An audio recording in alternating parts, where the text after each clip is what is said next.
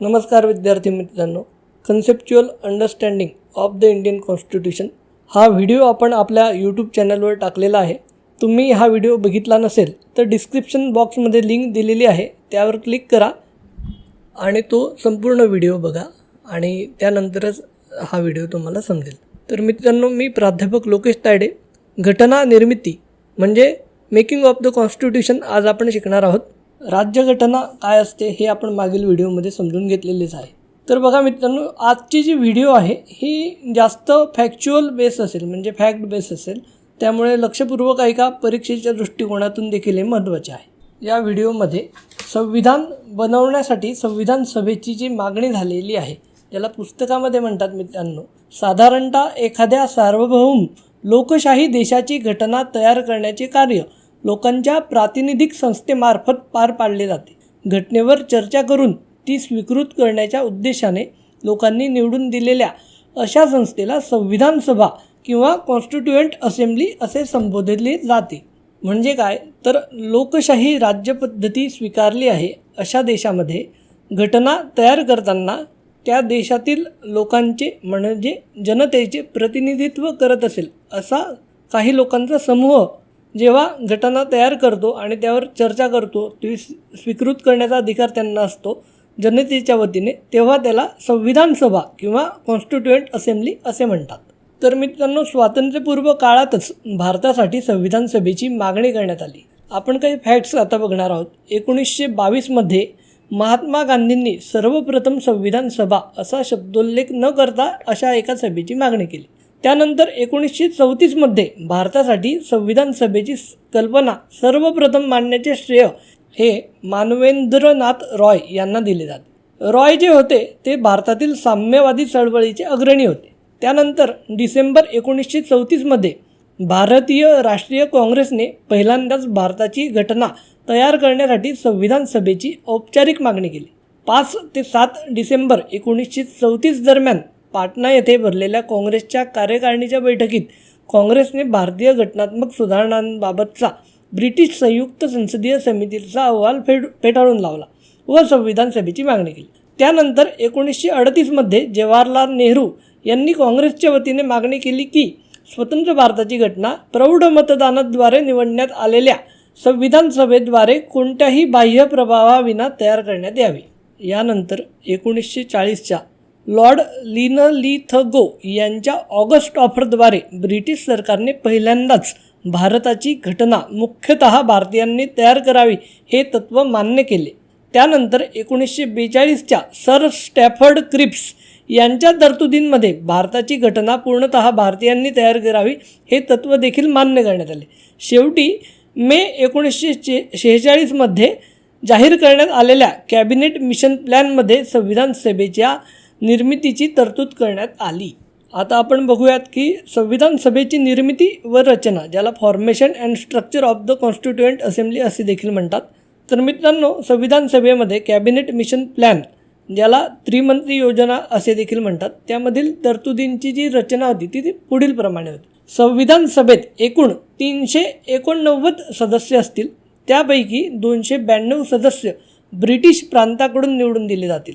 4 सदस्य चीफ कमिशनरच्या प्रांताकडून म्हणजे दिल्ली, अजमेर, मारवाड, कुर्ग व बलुचिस्तान येथून निवडून देण्यात येतील. तर 93 सदस्य जे आहेत ते भारतीय संस्थानिकांचे प्रतिनिधी असतील. लक्षात घ्या मित्रांनो, ही जी प्रक्रिया आहे ही भारताला स्वातंत्र्य मिळण्याच्या आधीची आहे. त्यामुळे संस्थानिक हा जेव्हा मी उल्लेख करतो आहे तर जरी इंग्रजांचं भारतावर राज्य होतं तरी काही संस्थानिक म्हणजे काही असे ठिकाणं होते ज्या ठिकाणी इंग्रजांचं राज्य नव्हतं आणि त्या ठिकाणी जसं की हैदराबाद झालं, आपण काश्मीरचं बघतो, त्या ठिकाणी त्या संस्थानिक म्हणजे त्या ठिकाणचे राजे हे राज्य करत होते. यानंतर आपण बघूयात संविधान सभेची कामकाज, working of the constituent assembly हे कसे होते. ही माहिती तुम्ही टेकडाऊन करत राहा. संविधान सभेचे जे कामकाज आहे मित्रांनो, हे 9 डिसेंबर 1946 रोजी संविधान सभेची पहिली बैठक भरली. मुस्लिम लीगने स्वतंत्र पाकिस्तानची मागणी केल्याने लीगचे सदस्य बैठकीला हजर राहू शकले नाही. त्यामुळे केवळ 211 सदस्य बैठकीला हजर होते. फ्रान्सच्या पद्धतीचे अनुसरण करून ज्येष्ठतम सदस्य असलेल्या डॉक्टर सच्चिदानंद सिन्हा यांची संविधान सभेचे तात्पुरते अध्यक्ष म्हणून निवड करण्यात आली. त्यानंतर 11 डिसेंबर 1946 रोजी डॉक्टर राजेंद्र प्रसाद आणि S.G. मुखर्जी यांचे संविधान सभेचे अनुक्रमे अध्यक्ष आणि उपाध्यक्ष म्हणून निवड करण्यात आली. तसेच सर B.N. राव यांची नेमणूक संविधान सभेचे कायदेशीर घटनात्मक सल्लागार म्हणून करण्यात आली. त्यानंतर 13 डिसेंबर 1946 रोजी जवाहरलाल नेहरू यांनी संविधान सभेत उद्देशपत्रिका, ज्याला ऑब्जेक्टिव्ह रिझॉल्युशन असं म्हणतो, ती मांडली आणि 22 जानेवारी 1947 रोजी संविधान सभेने तिचा स्वीकार केला. ही उद्देशपत्रिका घटना निर्मितीच्या पुढील सर्व टप्प्यांवर मार्गदर्शक ठरली. भारतीय राज्यघटनेची प्रास्ताविका, सरनामा, ज्याला प्रियांबल असे म्हणतो, ती देखील या उद्देशपत्रिकेवरूनच तयार करण्यात आलेली आहे. संविधान सभेच्या ज्या समित्या होत्या, committees of the constituent assembly, त्या आता आपण जाणून घेऊयात.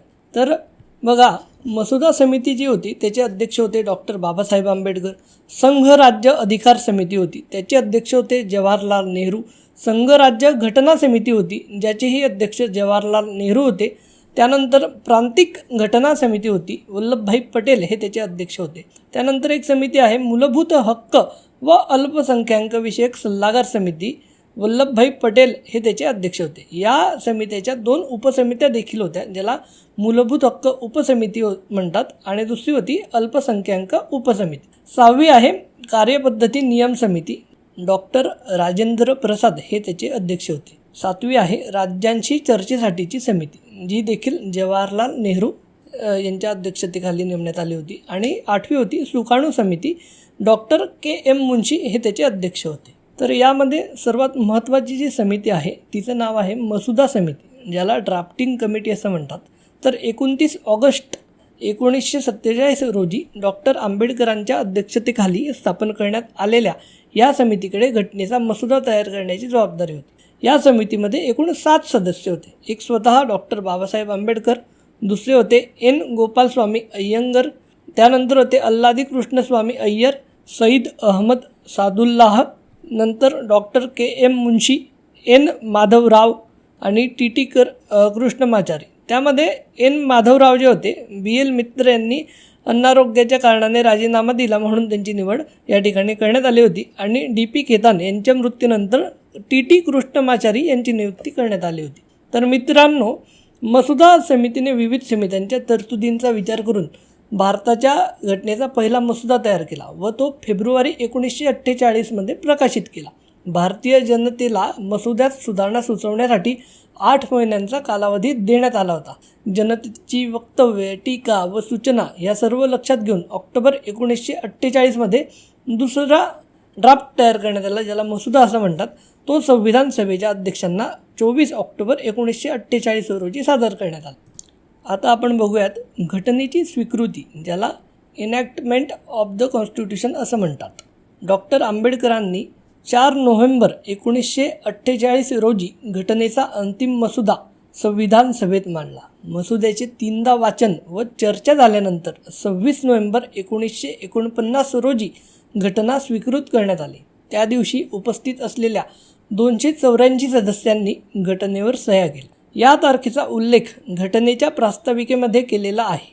या दिवशी भारतीय जनतेने संविधान सभेच्या माध्यमातून घटना ही अंगीकृत व अधिनियमित करून स्वतः प्रत अर्पण केली. त्यावेळेस प्रास्ताविका 22 भाग, 395 कलमे व 8 अनुसूचींचा 26 नोव्हेंबर 1949 रोजी समावेश होता.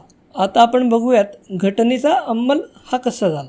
Enforcement of the Indian constitution. घटनेचा अंमल 26 जानेवारी 1950 रोजी सुरू झाला. हा दिवस निवडण्याचे कारण म्हणजे आपण मागील व्हिडिओमध्ये देखील बघितले मित्रांनो, की डिसेंबर 1929च्या काँग्रेसच्या लाहोर अधिवेशनामध्ये पूर्ण स्वराज्यासाठी ठराव झाला होता आणि या ठरावामध्ये 26 जानेवारी 1930 हा दिवस भारताचा प्रथम स्वातंत्र्य दिन म्हणून साजरा करण्यात आला होता. आणि मग या दिवसाची आठवण राहावी म्हणून 26 जानेवारी 1950 हा दिवस घटनेच्या प्रारंभाचा दिन म्हणजेच गणराज्य दिन म्हणून आपण साजरा करत असतो. मात्र घटनेच्या कलम 394 नुसार घटनेच्या काही तरतुदींचा अंमल हा 26 नोव्हेंबर 1949 रोजी सुरू झाला. उदाहरणार्थ कलम 5, 6, 7, 8, 9, 60 324, कलम 366, 367, 379, कलम 380, 388, 391, 392, 393 या कलमांमधील नागरिकत्व, निवडणुका, तात्पुरती संसद, तात्पुरत्या तरतुदी आणि लघु शीर्षक यांच्याबद्दलच्या तरतुदी समाविष्ट आहेत.